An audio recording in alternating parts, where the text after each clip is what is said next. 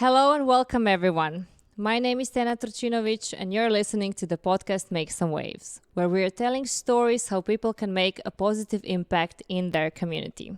Today here with us we have Jan de Yong, an entrepreneur, a co-founder of multiple businesses, and the initiator for the incentive, the visas for digital nomads. Jan, thank you very much for joining us. Thank you so much for having me. I have to say I am really excited that we're going to talk about how the initiative started. Why so much interest for digital nomads? So what is the story behind it? And what are actually the benefits for the society and the communities of Croatia? How they can really benefit from the visa? I think we have a lot to talk about. Yeah. If it's okay with you, I would really like to have actually give the listeners a bit of intro about your life. I'm guessing a lot of them already know because you're really open about your work and you're already doing so much, not just in entrepreneurial industry, but also you're communicating on LinkedIn with a lot of content, how entrepreneurs can actually get ahead, helping them, and what are you doing in your line of work? Okay, so, go ahead. Yeah. You started your first business at 22. That's right, yeah. 22, seriously? So I have to say, huge congrats to that. I'm not 22 anymore, but to have the courage to start your own company, you're from Netherlands, you moved to Croatia. Yes. You started your first company and you invested a lot of time and it became a huge company that employed over 400 people over time.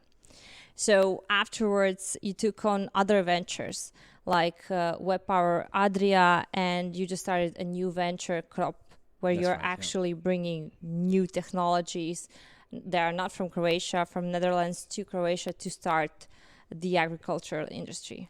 Yeah. Yeah, and on top of everything, you just won the PR Grand Prix award for the digital nomad visas. Yes. So yes, we did. Really excited about that. I mean, huge congrats. Thank you so much. Like, when you received the news, what was the feeling? Which news exactly?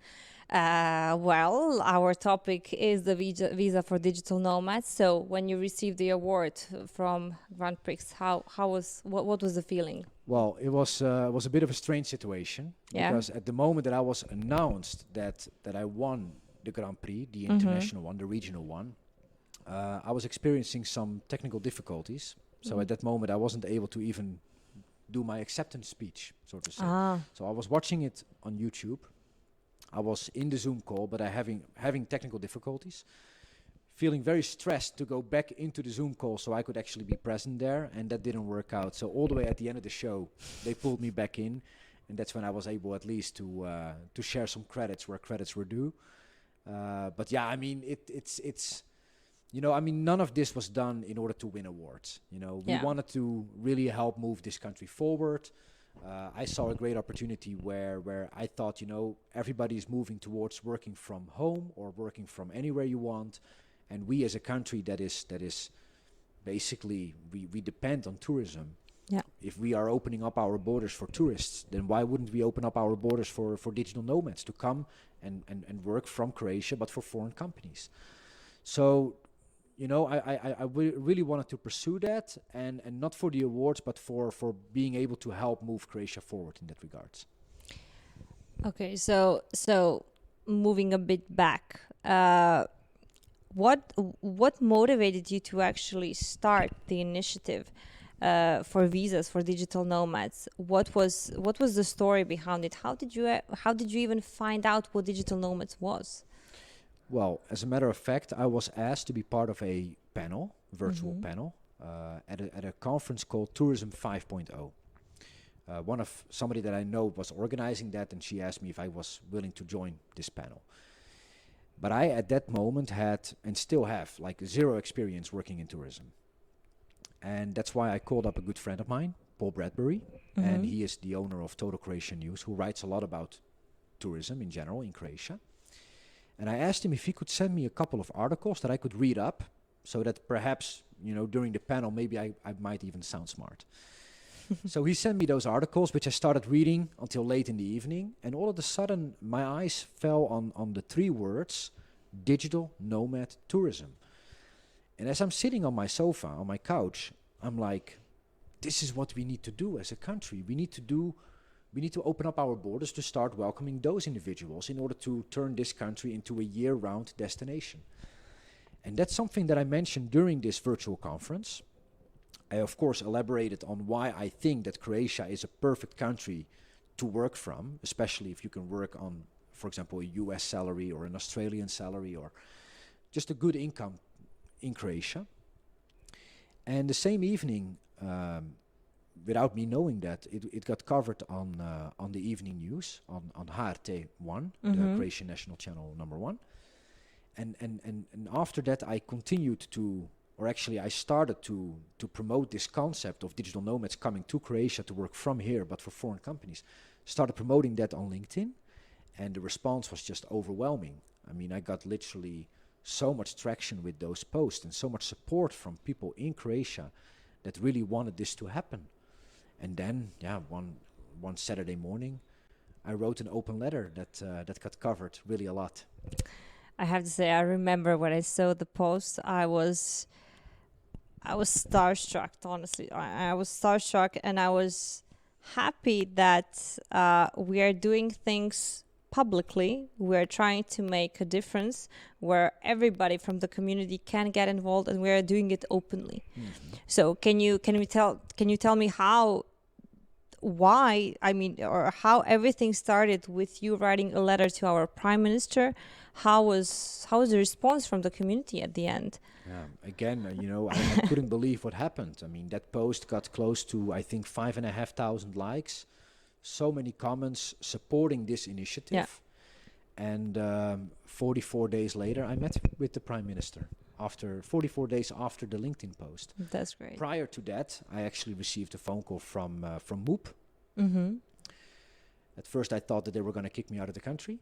But then actually they actually welcomed me to come over for a meeting, giving me an opportunity to pitch the idea of what it would mean to introduce a visa like that in Croatia, what would be the benefits. And then 2 amazing things happened during that meeting, and that was, first of all, they right away understood how big of an opportunity this was.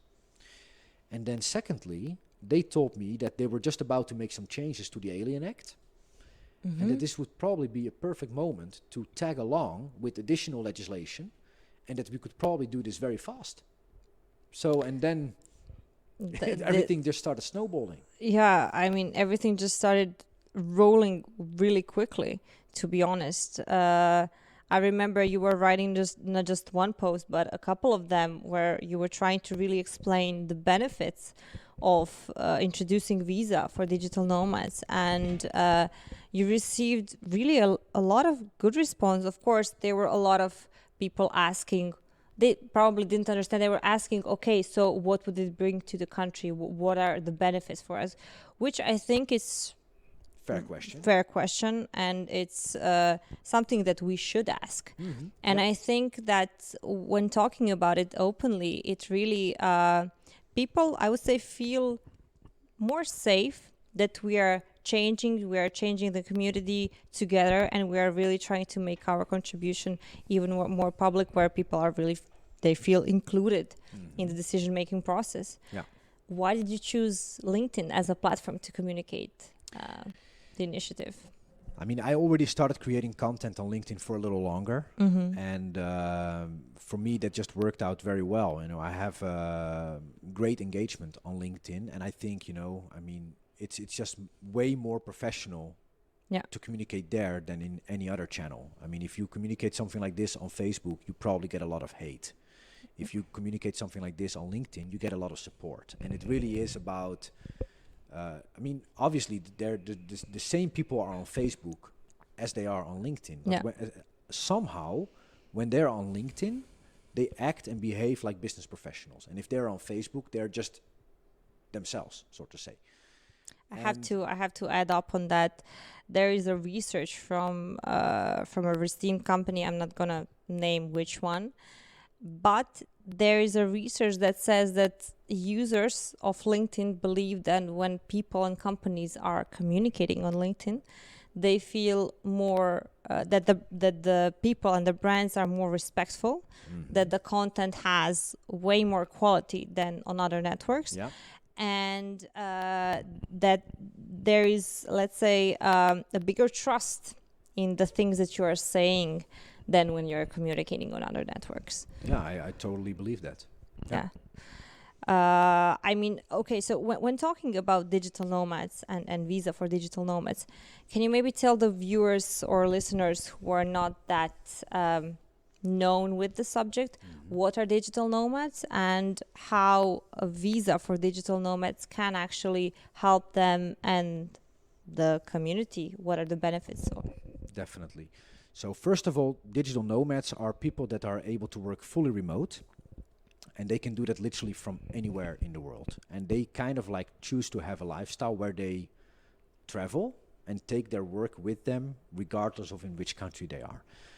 It's not a new thing. This has been going on for quite some time already. And there's huge digital nomad communities in, for example, countries like Indonesia, on the island of Bali. A country like Bali, they have at any given time, they have about 50,000 digital nomads on that island. Huge community.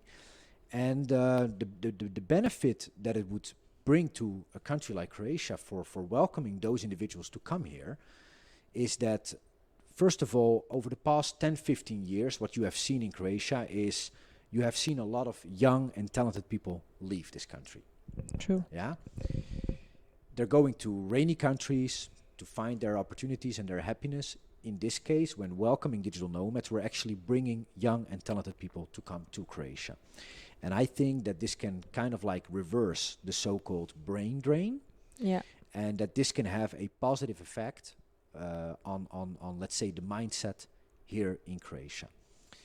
Aside from, let's say, their positive mindset that they would be bringing to Croatia when coming here for a longer time, for 12 months, maximum 12 months, what they would bring as well is their spending power.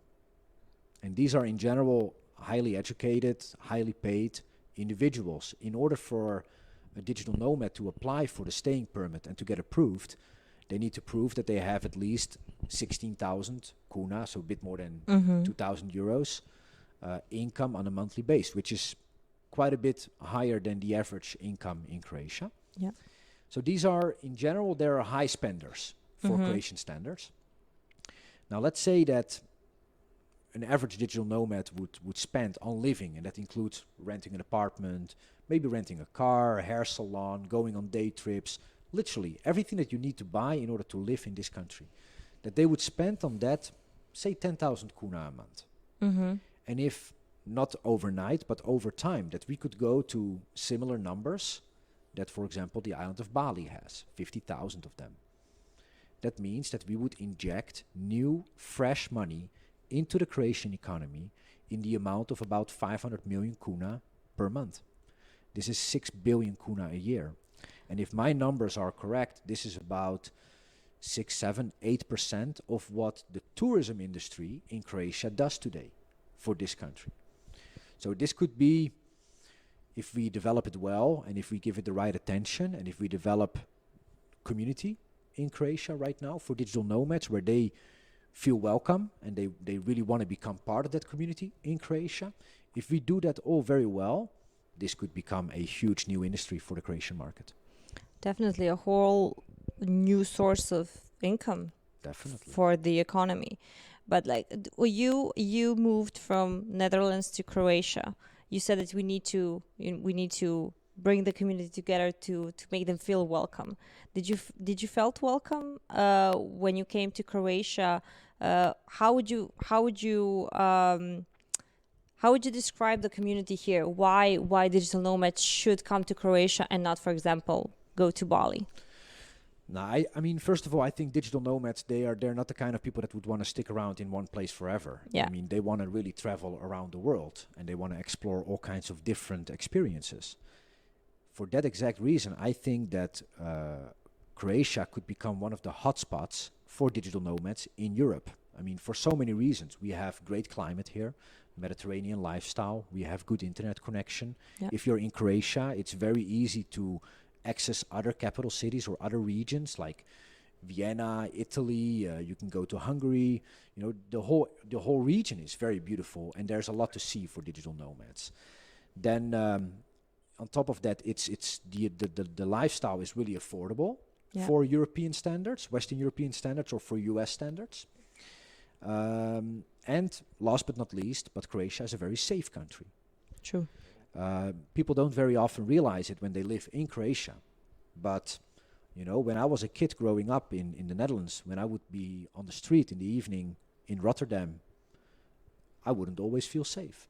And in Croatia, I never had feelings of being unsafe. I feel very safe in this country.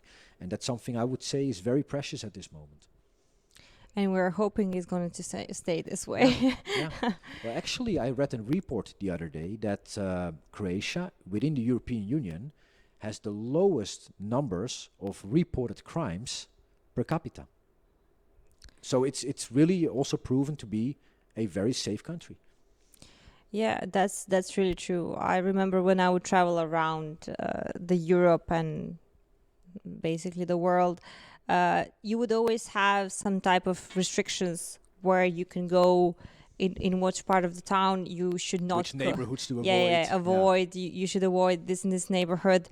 This is really good if you want to see this, but just don't go like 100 meters to the front because it's not really safe. And you need to be back at your motel or hotel by 10 or 11 because it's really not the best option to be going around.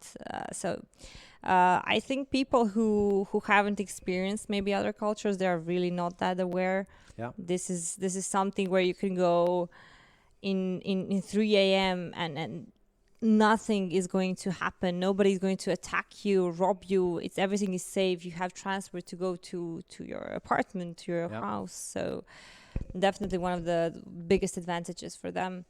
But apart from that, tourism for digital nomads here is really developed over the years. There is a lot of diversity for them as well. Whether it is something we're going to do with the sea, the sailing, the mountains, there is also a lot of new areas of tourism that our community is developing. So when talking about living here as digital nomads, so they need to apply for a visa. Yes.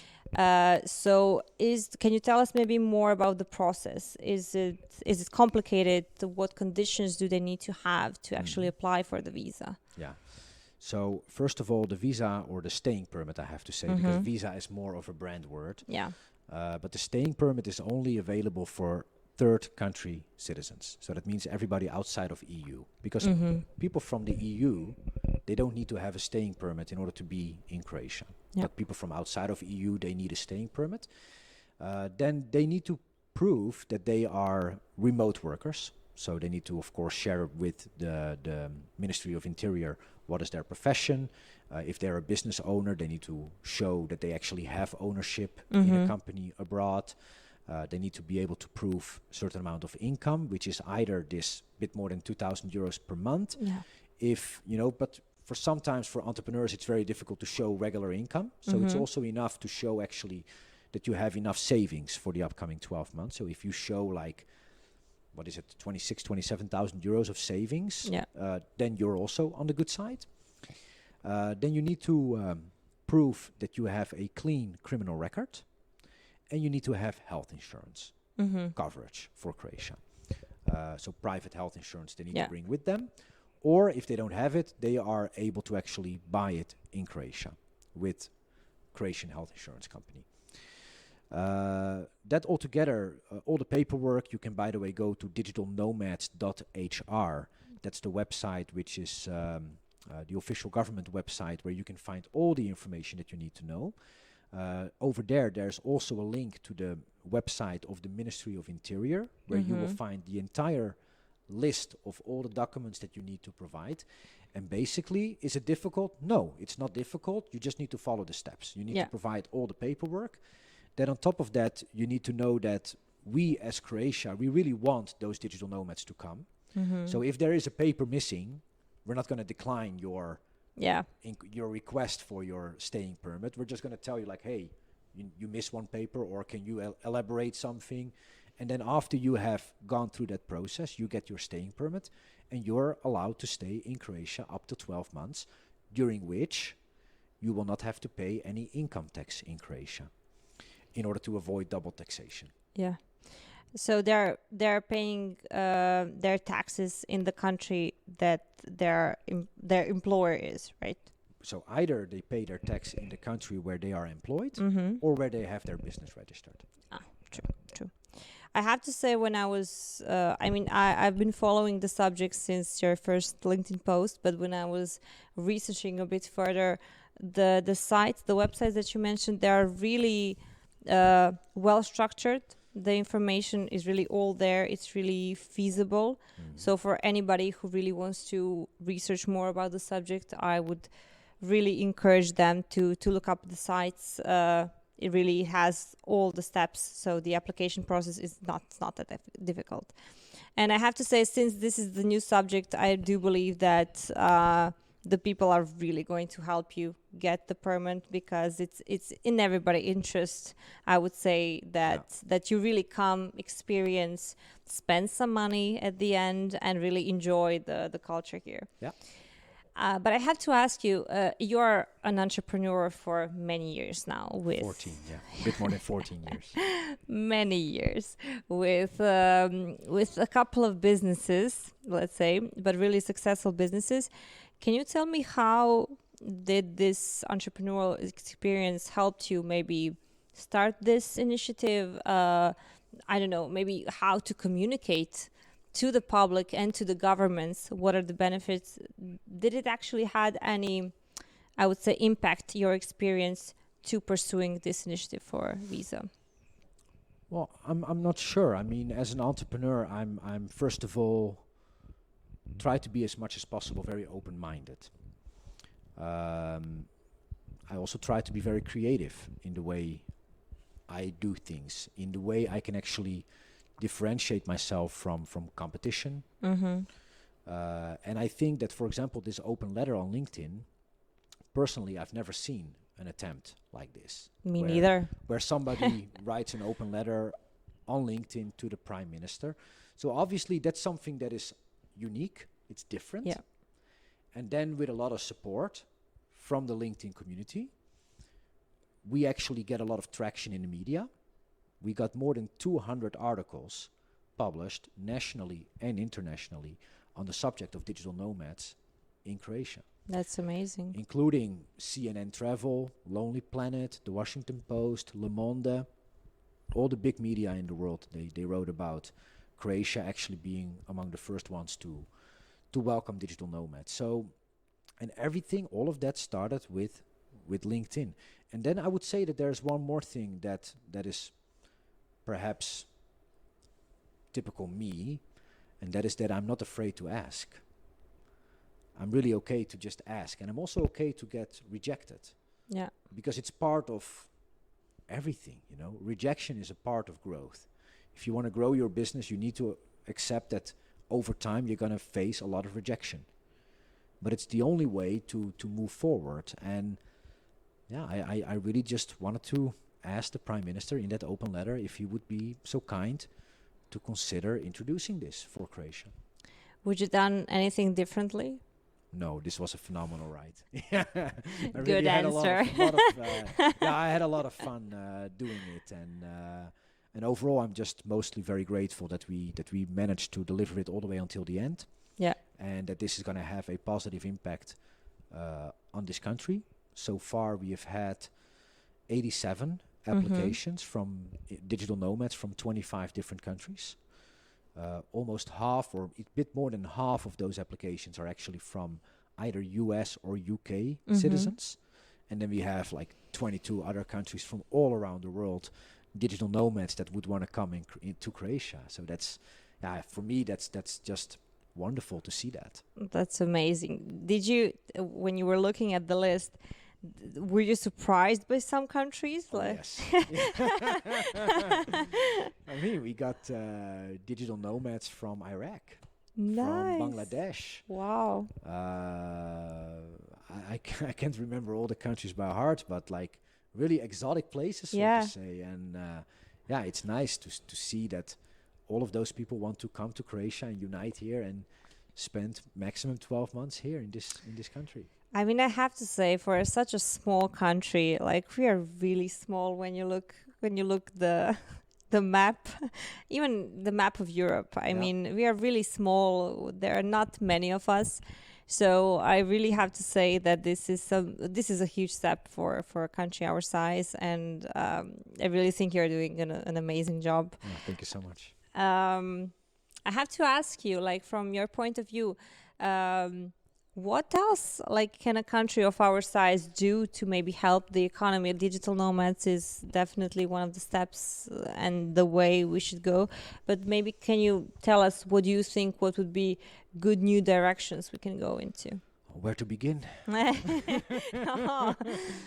No, I mean, I mean, obviously, I yeah. have to say, you already started something. Yeah, I was gonna go there. with Yeah. my answer, but yeah. Oh, okay. But I mean, the thing is that obviously there's a lot of, let's say, problems in this country. There's a lot of things that could either be done better or that should start. And at the same time, whenever it's a problem or whenever something can be improved, as an entrepreneur, that's a business opportunity. Yeah.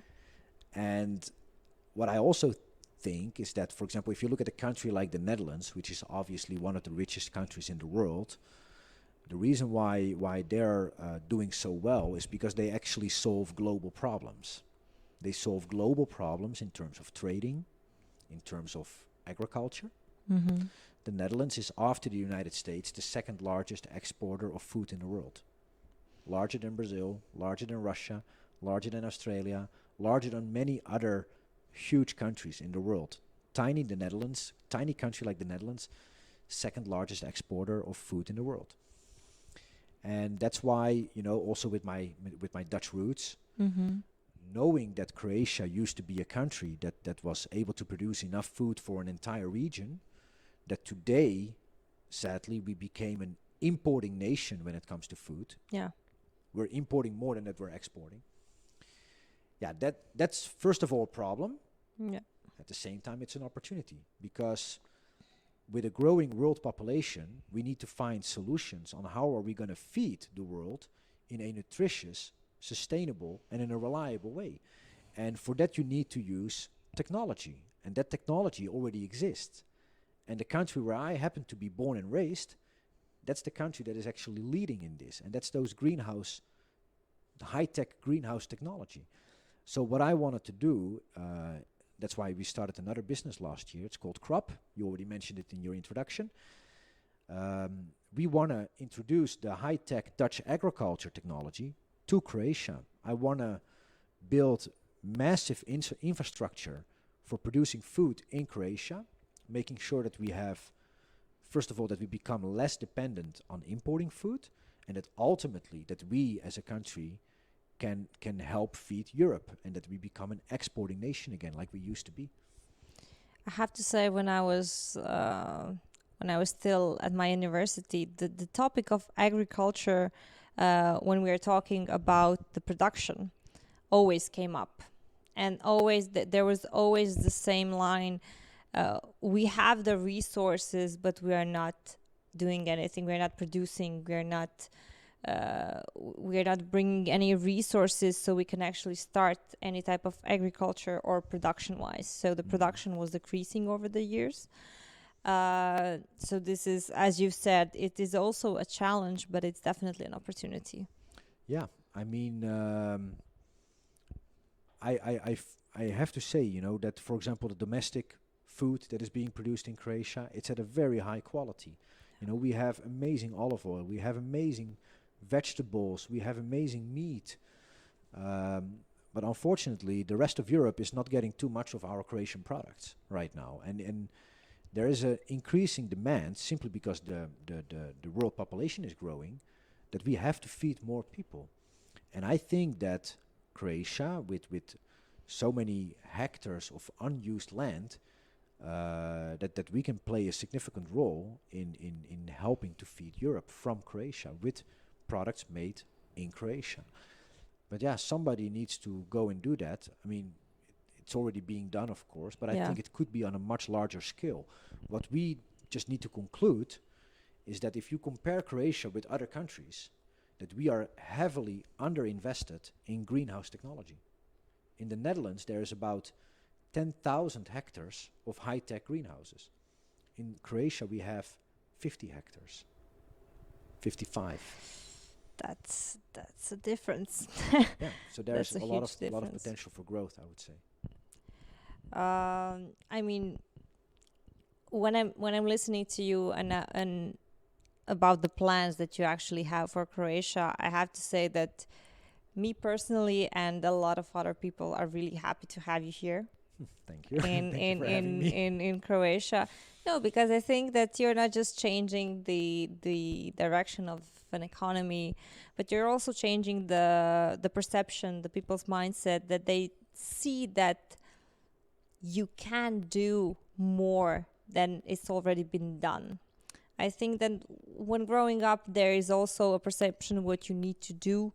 So I was talking also that being an entrepreneur finally has become something that is really cool, that is really sexy, that people really want to start new businesses. Yep. And I have to say, a lot of young people are really open to that. So they're not chasing, the jobs by the book. I would say from 9 to 5, they really want to start contributing, inventing, to be part of the economy and just inspire, I would say, other people to do the same thing as well. But entrepreneurship is the best job in the world. Yeah. I totally believe that. I have to say, so fingers crossed if someday I will be in your shoes. So fingers crossed. We also need more female entrepreneurs in Croatia. Definitely. Yeah. I will support that anytime. So come and join the club. Yeah. I will give you a call, definitely. Sounds good. So, yeah. But apart from the topics that we shared the light today, I do have a couple of, I call it quick and easy waves. Okay. So questions that really don't have anything to do with the topics that we were discussing. So just like the first thing that pops to your mind. Okay. So what was the most interesting thing about you that we can learn that is not in your resume? Oof. I don't know. I mean, I have to say that I don't really have a lot of hobbies. Mm-hmm. So I spend obviously a lot of time with my family, but I don't really have something that I really enjoy doing by myself as a hobby. You know? That's obviously nowhere in the media to be found. But so this is something new. Yeah, but one thing that I did learn more and more, and I'm getting better and better at it, is to really try to live as much as possible in the moment. Yeah. And to enjoy what I have and experience today. And of course, it's good and healthy to have targets, very ambitious targets, and things that you want to do in the future. But I also learned to celebrate the steps towards that final goal. So in that way, I think that's important. Yeah, very important. Yeah, first I would say 6, 7, 8 years of my entrepreneurial career in Croatia, I kind of forgot about that. I was only looking at the end goal, and then over the years, I changed that for myself. But I think it's really great if you have, of course, the support system and if the people around you. That's all the hobby I would say you need. So I would say the biggest passion I have is to be surrounded with amazing people. Yeah. And together to create beautiful things. And to just every day improve life a little bit around you, wherever you can. Yeah. Really great answer. I cannot argue with that. So, okay. How would you, like in a perfect world, how would you think people would or should communicate? Well, not digitally. I agree with that. I mean, I'm a person like one-on-one. I really like in-person conversations. I love digital. Don't get me wrong, but I mean, it's something that we cannot avoid anymore, obviously, to communicate digitally. But we are social animals, and we need to have human interaction with each other. We need to meet each other. And I mean, of course, I also love working from home. But I also love seeing my colleagues in the office. Today I was in the office with all my colleagues. I had the best day of that working week, so to say. Yeah, it's amazing. I mean, it fills you out with energy in the end. I mean, you made my day. So I really enjoy talking to you. And something like this we could not have done over a Zoom call. No, like the energy wouldn't be the same, and definitely. So really happy to have you here. Okay. So maybe you don't have some hobbies per se, but what would be your most unusual talent? I mean, changing diapers. As a father of 4 children, I became pretty good at changing diapers. Yeah. Nice. Maybe you can do some type of post or a YouTube video. As a matter of fact, I actually once did an awareness campaign about it's like inclusion of fathers in family activities, and they asked me if I wanted to keep up a sign, and on my sign I was of course allowed to choose my text, and my text was "I change diapers." Nice. Yeah. I really love that. I really love that. Okay. So, if you had a time machine, would you travel to future or back to the past? Future. Future. Yeah. Yeah. Very curious to see what the future looks like. Yeah, that's an easy one. Yeah. And okay, I have just one final question. So, if you could trade places with any other person for a week, famous or not, living or dead, with whom would it be? Elon Musk. Yeah, good choice. Yeah. No, I mean, obviously, Elon Musk is really a genius in his way, in many ways. He's quite a character, but I would just want to know what's going on in his life, and what inspires him to make such big changes everywhere where he goes, in just a huge impact that he delivers in any company that he starts. Yeah, if I could look into, like, pick his brain and be in his shoes for a week, I would love to see that. But did you watch the Joe Rogan podcast with Elon Musk? No, I haven't. You really have to watch it. It's a 2.5 hour long. All right. And he really addressed that question. Yeah. So many people would like to be in my shoes, but then he answered, but you wouldn't really want to be in my head. Yeah. Because he said that I never stop thinking. Yeah, I never stop.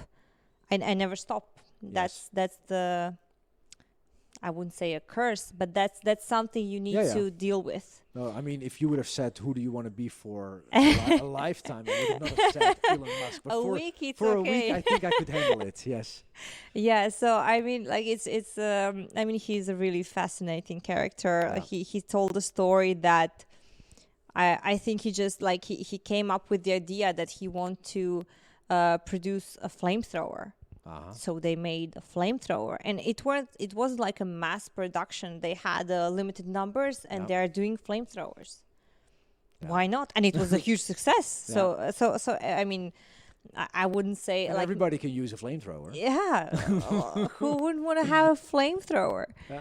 So definitely, I recommend it. I think when you write on YouTube podcast, this is one of the top 3 videos that is going to pop out. Okay, I will find it then. Yeah. Honestly, that's it from my side. I don't have any other questions. I really want to thank you for coming to the podcast. I'm really happy that the initiative is going through, and I can't wait to see what will happen next. Thank you so much for having me, and good luck with the rest of the show. Thank you so much. Yeah, guys, thank you for listening, for watching wherever you are. Really stay tuned for the next episodes, and anyone who is interested in visa for digital nomads, click on the links below. We will attach them afterwards, and feel free to contact any of the sites that Jan recommended. And guys, have fun and make some waves.